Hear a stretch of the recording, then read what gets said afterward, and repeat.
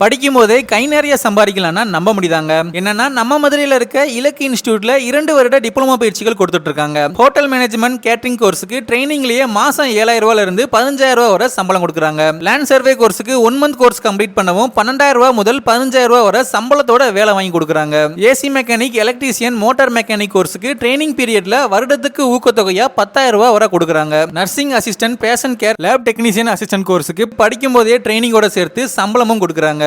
தனியார் மருத்துவமனையில வேலையும் வாங்கி தராங்க. அதோட பியூட்டிஷியன் கோர்ஸ்ல படிக்கும் போதே பெரிய பியூட்டி பார்லர்ல ட்ரைனிங் கொடுத்து அங்கேயே வேலையும் வாங்கி தராங்க.